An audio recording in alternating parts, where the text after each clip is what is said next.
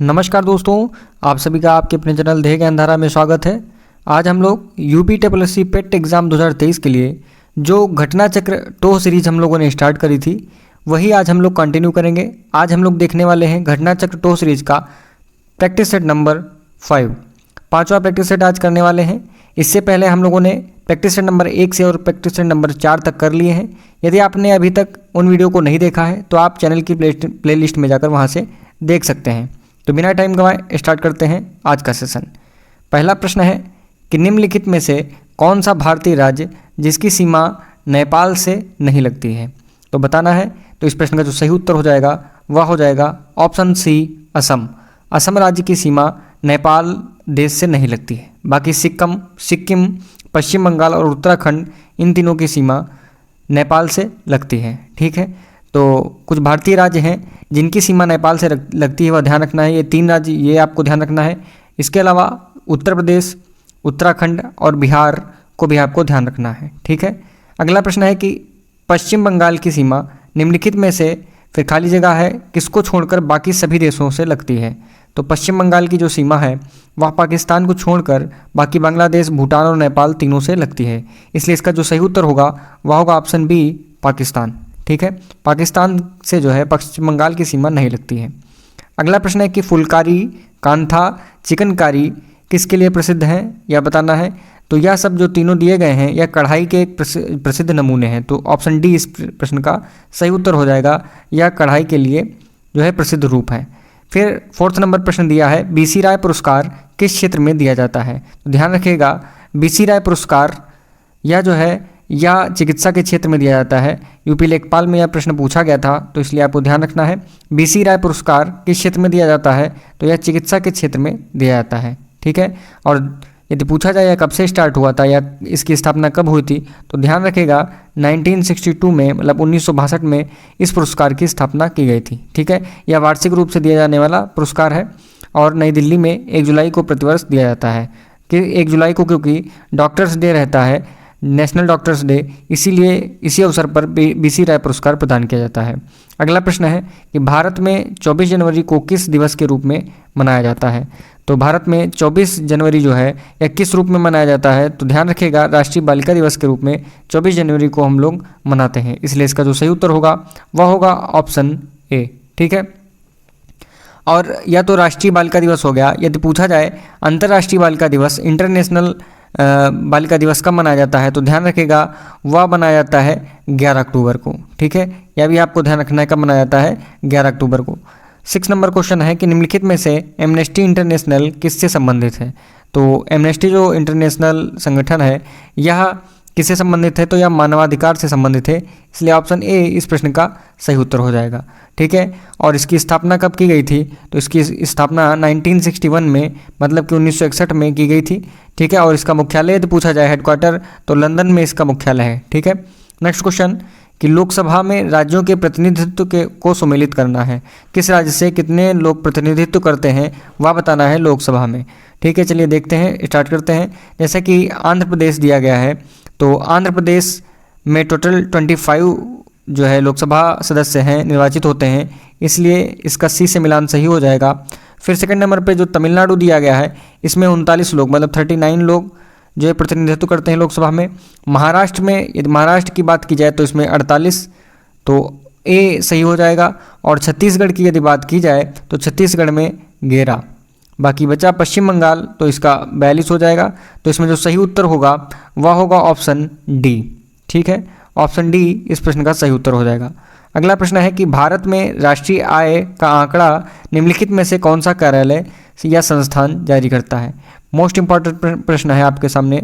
यह जो है कई बार कई परीक्षाओं में पूछा गया है, यहाँ तक कि 2021 के पेट में भी यह प्रश्न पूछा गया था। तो इस प्रश्न का जो सही उत्तर होगा वह होगा ऑप्शन ए, NSO। ठीक है, NSO राष्ट्रीय आय, भारत में राष्ट्रीय आय के आंकड़ों को जो है यही संस्थान या कार्यालय जारी करता है। ठीक है, केंद्रीय सांख्यिकी कार्यालय, इसका फुल फॉर्म होता है केंद्रीय सांख्यिकी कार्यालय। यदि इसके गठन की बात की जाए, इसका गठन कब हुआ था, तो ध्यान रखिएगा 1951 में, 1951 में इसका गठन किया गया था। ठीक है, अगला प्रश्न देखते हैं। प्रश्न है कि अर्थव्यवस्था की वृद्धि दर किसके अनुसार मापा जाता है? जो अर्थव्यवस्था की जो वृद्धि दर होती है, पूछ रहा है कि किसके अनुसार यह मापी जाती है। तो राष्ट्रीय आय के अनुसार जो है अर्थव्यवस्था की वृद्धि दर मापी जाती है। ऑप्शन ए इस प्रश्न का सही उत्तर हो जाएगा।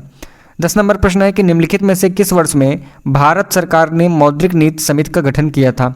तो भारत सरकार ने 2016 में मौद्रिक नीति समिति जो है इसका गठन किया था। तो ऑप्शन सी इस प्रश्न का सही उत्तर हो जाएगा। ठीक है।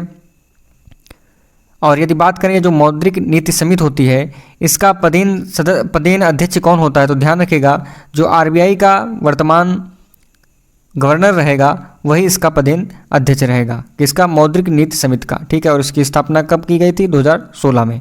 नेक्स्ट क्वेश्चन है कि मेक इन इंडिया कार्यक्रम कब प्रारंभ किया गया था? तो मेक इन इंडिया कार्यक्रम सितंबर 2014 को स्टार्ट किया गया था। ठीक है। यदि पूरी डेट पूछी जाए तो 25 सितंबर 2014, आप लोग ध्यान रखिएगा इसी दिन को 25 सितंबर 2014 को मेक इन इंडिया कार्यक्रम का शुभारंभ किया गया था। तो ऑप्शन बी इस प्रश्न का सही उत्तर हो जाएगा। मेक इन इंडिया कार्यक्रम का जो लोगो पूछा जाए तो ध्यान रखिएगा इसका लोगो है शेर।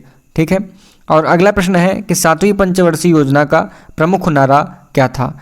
तो भोजन, काम और उत्पादकता यह 7वीं पंचवर्षीय का नारा था। ऑप्शन ए इस प्रश्न का सही उत्तर हो जाएगा। ठीक है। अब 7वीं पंचवर्षीय योजना कब से कब तक स्टार्ट हुई थी? तो 1985 से, आप सभी को पता होगा 1985 से 1990 तक यह जो है चली थी 7वीं पंचवर्षीय योजना। ठीक है। चलिए स्टार्ट करते हैं।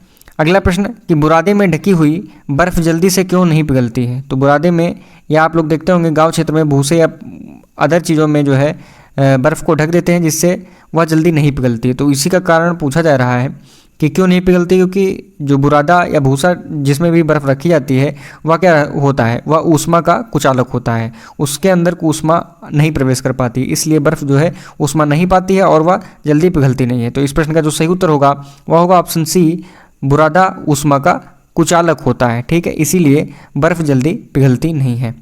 अगला प्रश्न देखते हैं 14 नंबर कि हृदय के संकुचन को क्या कहते हैं? तो हृदय का जो संकुचन होता है इसे बोलते हैं सिस्टोल। आपको ध्यान रखना है। ऑप्शन ए इस प्रश्न का सही उत्तर हो जाएगा। तो हृदय के जो धड़कना मतलब हार्ट बीट होता है इसके दौरान दो प्रकार की क्रियाएं नियमित रूप से चलती हैं, आपको ध्यान रखना है। एक तो आपका संकुचन हो गया और दूसरा होता है आपका शिथिलन। ठीक है। संकुचन और शिथिलन। तो एक को संकुचन को सिस्टोल कहते हैं और शिथिलन को क्या कहते हैं? शिथिलन को बोलते हैं डायस्टोल। ठीक है। ध्यान रखना, संकुचन को सिस्टोल और संकुचन को सिस्टोल और शिथिलन को क्या बोलते हैं? डायस्टोल।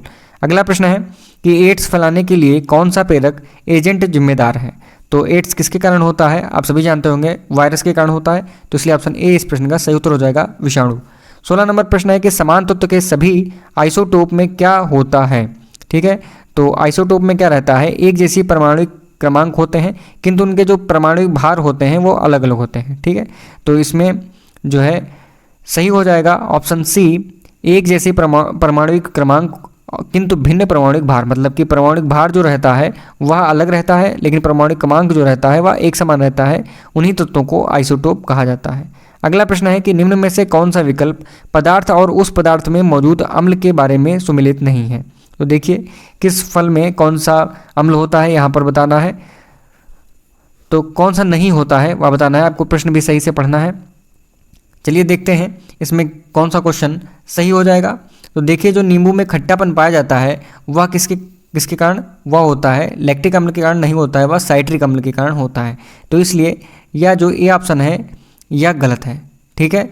बाकी का जो आपका बी ऑप्शन है संतरा, तो यह साइट्रिक एसिड सही है। सिरका एसिटिक एसिड यह भी सही है। टमाटर ऑक्जेलिक एसिड यह भी सही है। जो गलत जो मिलान है वह केवल ए ही है। नींबू में लैक्टिक अम्ल नहीं पाया जाता है, आपको ध्यान रखना है। नींबू में साइट्रिक अम्ल पाया जाता है। अगला प्रश्न है कि वर्तमान में भारतीय संविधान के भाग दिया गया है 4th ए में अनुच्छेद 51 ए में कितने मौलिक कर्तव्य निर्धारित किए गए हैं? तो आप सभी जानते हैं कितने मौलिक कर्तव्य हैं। तो आप सभी को पता होगा मौलिक कर्तव्यों की संख्या है 11। ठीक है। लेकिन आपको बताना है जो मूल संविधान था उसमें कितने मौलिक कर्तव्य थे, आप इसका उत्तर कमेंट बॉक्स में लिख के बताएंगे। ठीक है सभी लोग।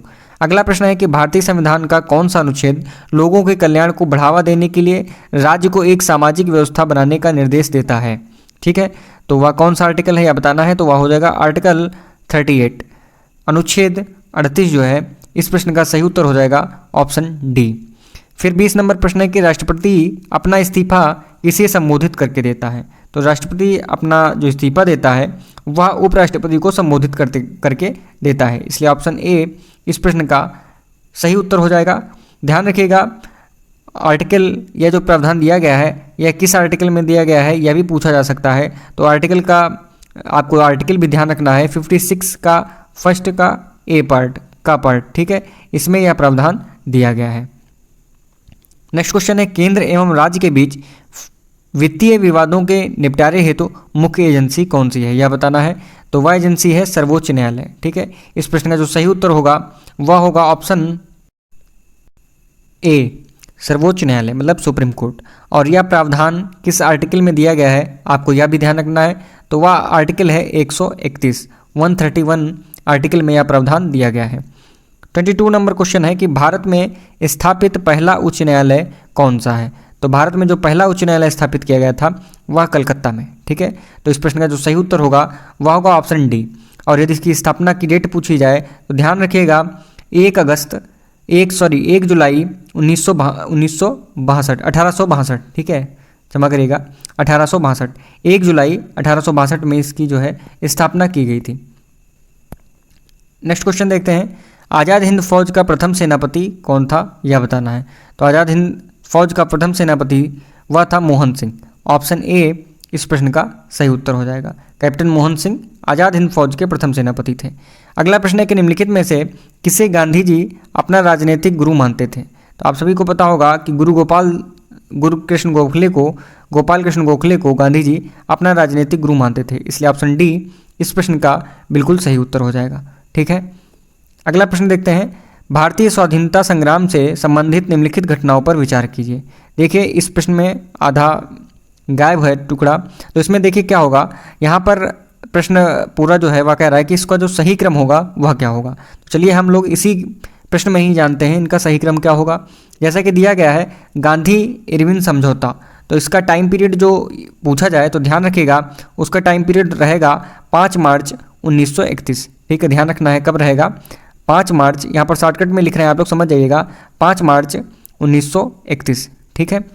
और यदि बात की जाए भारतीय राष्ट्रीय कांग्रेस का कराची अधिवेशन कब हुआ था, तो कराची अधिवेशन जो हुआ था वह हुआ था 29 से 31 मार्च 1931, ठीक है, 29 से 31 मार्च 1931, 31 मार्च यहाँ पर हम लोग डेट डालते हैं 31 मार्च 1931, ठीक है। अब यहाँ पर यदि बात की जाए भगत सिंह को फांसी कब दी गई थी, तो भगत सिंह को जो फांसी दी गई थी वह 23 मार्च 1931, 23 मार्च 1931, ठीक है, 1931। और पूना समझौता कब हुआ था, तो यह हुआ था 24 सितंबर, ध्यान रखिएगा 24 सितंबर 1932 को, ठीक है, 1932 को। तो आपको ये सभी डेटें विधियर आपको ध्यान रखना है, ठीक है। गांधी इरविन समझौता 1931 को 5 मार्च, और राष्ट्रीय कांग्रेस का कराची अधिवेशन 31 मार्च 1931 को, भगत सिंह को फांसी 23 मार्च 1931 को, और पूना समझौता 24 सितंबर 1932 को। अगला प्रश्न है कि किस अधिनियम को मांडंग्यो चेम्सफोर्ड सुधार के नाम से भी जाना जाता है। तो वह अधिनियम है, जो सही ऑप्शन हो जाएगा वह हो जाएगा भारतीय शासन अधिनियम 1919, ठीक है, ऑप्शन बी इस प्रश्न का सही उत्तर हो जाएगा 1919, ठीक है। अगला प्रश्न है लंदन में इंडियन होम रूल सोसाइटी का प्रारंभ किसने किया। तो लंदन में इंडियन होम रूल सोसाइटी का प्रारंभ करने वाले थे श्याम जी कृष्ण वर्मा, ऑप्शन डी इस प्रश्न का सही उत्तर हो जाएगा, ठीक है। और सन ध्यान रखिएगा कब किया था इन्होंने इसका गठन, तो 1905 को, ठीक है, 1905 आपको ध्यान रखना है। अगला प्रश्न है कि 1829 में भारत के किस गवर्नर जनरल ने सती प्रथा को अपराध घोषित करते हुए समाप्त कर दिया था। तो वह गवर्नर जनरल कौन थे, वह थे विलियम बेंटिंग, ऑप्शन बी इस प्रश्न का सही उत्तर होगा, ठीक है। आपको यह सन ध्यान रखना है 1829 में जो है इन्होंने सती प्रथा को अपराध घोषित कर दिया था, ठीक, किसने, बेंटिंग ने, ठीक है। अगला प्रश्न है कि 29 वैदिक काल के महत्वपूर्ण देवताओं के सही क्रम का चयन करना है। तो वैदिक काल के जो महत्वपूर्ण देवता हैं उनका जो सही क्रम हो जाएगा ऑप्शन डी, अग्नि, इंद्र और सोम, ठीक है, यह सही समूह है, ठीक है, वैदिक काल के महत्वपूर्ण देवताओं का अग्नि, इंद्र और सोम। अगला प्रश्न है कि प्रथम बौद्ध परिषद कहाँ आयोजित हुई थी। तो पहली बौद्ध परिषद जो आयोजित हुई थी वह कहाँ, राजगृह में। तो ऑप्शन ए इस प्रश्न का सही उत्तर हो जाएगा। राजगृह में प्रथम बौद्ध परिषद का आयोजन किया गया था। और तब जो है कौन सम्राट था, तो ध्यान रखिएगा अजातशत्रु के समय, किसके, अजातशत्रु के समय राजगृह में सप्तकर्णी गुफा में इसका आयोजन किया गया था। ठीक है, और इसकी अध्यक्षता किसने की थी, वह ध्यान रखिएगा महाकश्यप ने। और जो कालाशोक के शासनकाल में जो द्वितीय बौद्ध संगीति हुई थी, ठीक है, वह भी ध्यान रखना है, वह कहाँ हुई थी, इसका आप लोग आंसर कमेंट बॉक्स में लिख के बताएंगे। अगला प्रश्न है कि रजत के सिक्के जारी करने वाला प्रथम गुप्त शासक कौन था, तो वह शासक था चंद्रगुप्त द्वितीय। ऑप्शन सी इस प्रश्न का सही उत्तर हो जाएगा, चंद्रगुप्त द्वितीय। चंद्रगुप्त द्वितीय ने रजत के सिक्के सबसे पहले जारी किए थे। ठीक है, और जिन्हें क्या कहा जाता था गुप्त काल में, रूपक कहा जाता था या रूपयक कहा जाता था। ठीक है, अगले प्रश्न की तरफ चलते हैं। प्रश्न है कि निम्नलिखित में से कौन सा एक युग्म सुमेलित नहीं है। देखिए इसमें जो सुमेलित नहीं है वह उत्तर देना है, तो इसका जो सही उत्तर हो जाएगा वह हो जाएगा ऑप्शन डी, दीवान रियासत जो है वह बलबन के द्वारा नहीं लिखी गई थी, या जो भी थी या रचना थी। ठीक है, बाकी के जो ऑप्शन हैं, दीवान मुस्तखराज अलाउद्दीन खिलजी, दीवान मीर कोही मोहम्मद तुगलक, दीवान खैरात फिरोज़ तुगलक, ठीक है, इनके द्वारा ये सब चालू किए गए थे। लेकिन ये दीवान रियासत बलबन के द्वारा नहीं स्टार्ट किया गया था। ठीक है, अगले प्रश्न की तरफ चलते हैं। प्रश्न है पृथ्वी के मौसम में सभी परिवर्तन किसके कारण होते हैं। देखिए महत्वपूर्ण प्रश्न है। तो पृथ्वी के मौसम में जितने भी परिवर्तन होते हैं वह सब किसके कारण होते हैं, सूर्य के कारण। ऑप्शन बी इस प्रश्न का सही उत्तर हो जाएगा। देखिए ये जो 32 नंबर क्वेश्चन था इसमें जो युग्म सही नहीं था आपको, जैसा कि मैंने बताया ऑप्शन डी। तो यदि इसका सही क्या हो जाएगा, दीवान रियासत किसके द्वारा स्टार्ट किया गया था, बलबन के द्वारा तो स्टार्ट नहीं किया गया था। तो आप लोग ध्यान रखिएगा उनका नाम था अलाउद्दीन खिलजी। अलाउद्दीन खिलजी के द्वारा दीवान रियासत स्टार्ट किया गया था और यह एक बाजार नियंत्रण विभाग था। ठीक है, बाजार नियंत्रण विभाग था। ठीक है, अगला प्रश्न देखते हैं। प्रश्न है कि निम्नलिखित में से किस राज्य में गहिरमाथा समुद्री अभ्यारण्य नामक एक समुद्री अभ्यारण्य स्थित है। तो इस प्रश्न का जो सही उत्तर होगा वह हो जाएगा ऑप्शन बी, उड़ीसा। उड़ीसा में गहिरमाथा समुद्री अभ्यारण्य नामक एक समुद्री अभ्यारण्य स्थित है। ऑप्शन बी इस प्रश्न का सही उत्तर हो जाएगा। ठीक है, अगला प्रश्न है कि हिंद महासागर का आकार क्या है। काफ़ी इंपॉर्टेंट क्वेश्चन है। तो आप सभी जानते होंगे हिंद महासागर का आकार लगभग कैसा है, त्रिभुजाकार है। ठीक है, जो कि एस आकार का है, इसलिए ऑप्शन बी इसमें सही हो जाएगा, एस आकार। अगला प्रश्न है कि विश्व का सबसे बड़ा गर्म रेगिस्तान कौन है। तो विश्व का जो सबसे बड़ा गर्म रेगिस्तान है, काफ़ी आसान प्रश्न है, कई बार आप लोगों ने पढ़ा होगा, वह है सहारा। इसलिए ऑप्शन सी इस प्रश्न का सही उत्तर हो जाएगा। सहारा रेगिस्तान विश्व का सबसे गर्म रेगिस्तान है। 37 नंबर प्रश्न है कि संसार में स्वर्ण का सबसे बड़ा उत्पादक देश कौन है। तो संसार में स्वर्ण का सबसे बड़ा उत्पादक देश जो है वह है चीन। इसलिए जो सही उत्तर होगा वह होगा ऑप्शन डी, चीन। ठीक है, अगला प्रश्न है कि भोजताल जिसे पहले बड़े तालाब के नाम से जाना जाता था किस राज्य में स्थित है। भोजताल जिसे जैसे कि ऊपरी झील के रूप में भी जाना जाता था, ध्यान रखिएगा, यह मध्य प्रदेश के भोपाल में स्थित है। ठीक है, तो ऑप्शन डी इस प्रश्न का सही उत्तर हो जाएगा। अगला प्रश्न है कि निम्नलिखित का मिलान करना है। एक तरफ राज्य दिए गए हैं, दूसरी तरफ राजधानी दी गई है, इनका सही मिलान करना है। तो इनका सही मिलान देखिए, हरियाणा की राजधानी आप सभी जानते होंगे क्या हो जाएगा, चंडीगढ़। ठीक है, फिर आंध्र प्रदेश की राजधानी आप सभी जानते होंगे क्या हो जाएगा, अमरावती। ठीक है, हिमाचल प्रदेश शिमला, उत्तराखंड देहरादून। ठीक है, तो इस प्रकार से यह प्रश्न हुआ। अगला प्रश्न है कि निम्नलिखित में से इनका भी मिलान करना है। एक तरफ देश दिए गए हैं और एक तरफ राजधानी। देखिए यह इंटरनेशनल मतलब देशों की बात की गई, पिछले प्रश्न में राज्यों की बात की गई थी भारत के। अब देखिए इस प्रश्न का जो सही उत्तर हो जाएगा वह हो जाएगा सूडान को हम मिलाते हैं। सूडान की राजधानी होती है खार्तूम, ध्यान रखिएगा, सूडान की राजधानी होती है खार्तूम। मालदीव की माले होती है और बुल्गारिया की जो राजधानी होती है वह सोफिया ही होती है और स्वीडन की राजधानी स्टॉकहोम। ठीक है, तो यह इसका जो सही मिलान हो जाएगा ऑप्शन ए 1, 2, 3, 4। ठीक है, ऑप्शन ए इसका सही उत्तर हो जाएगा। अगला प्रश्न है कि उत्तर प्रदेश के पहले फार्मा पार्क की स्थापना किस जिले में की जाएगी। तो उत्तर प्रदेश का जो पहला फार्मा पार्क बन रहा है उसकी स्थापना कहाँ हो रही है, तो बुंदेलखंड के ललितपुर में हो रही है। ऑप्शन बी इस प्रश्न का बिल्कुल सही उत्तर हो जाएगा। ठीक है, अगला प्रश्न देखते हैं।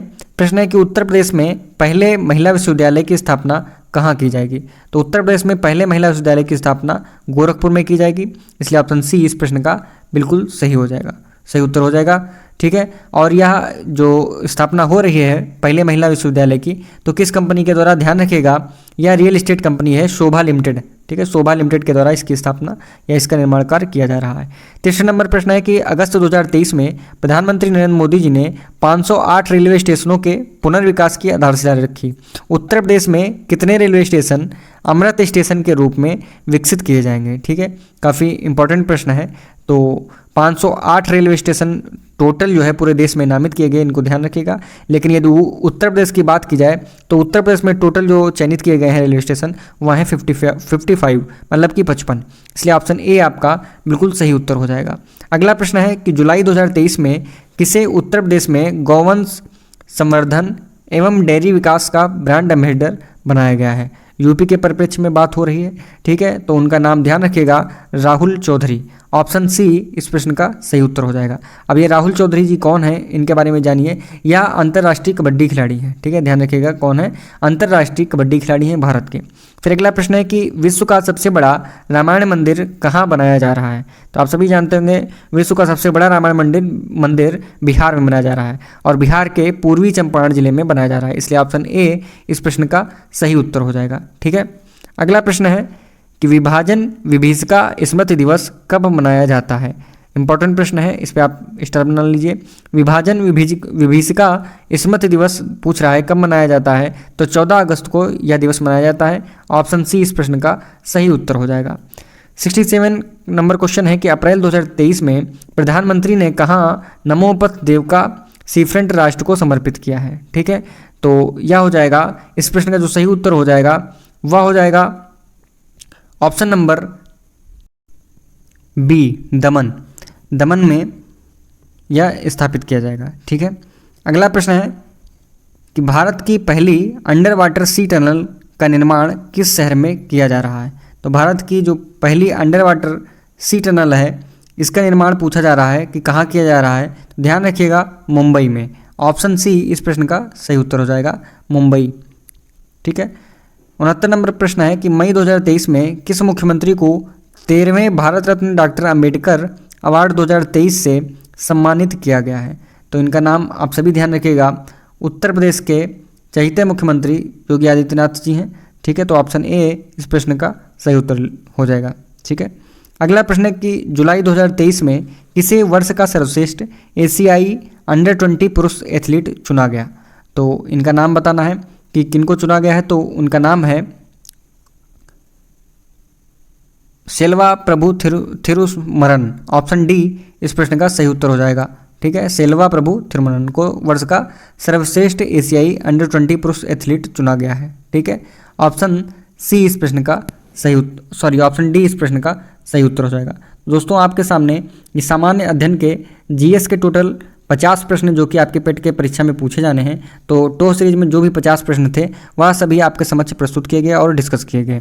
ठीक है, विद एक्सप्लेनेशन डिस्कस हुए हैं ये प्रश्न। तो यदि यह वीडियो आपके लिए यूजफुल रहा हो, आपके लिए लाभदायक है, तो आप इस वीडियो को लाइक कीजिए, अपने दोस्तों के साथ शेयर कीजिए और अभी तक यदि आपने चैनल को सब्सक्राइब नहीं किया है तो चैनल को सब्सक्राइब कर लीजिए। धन्यवाद।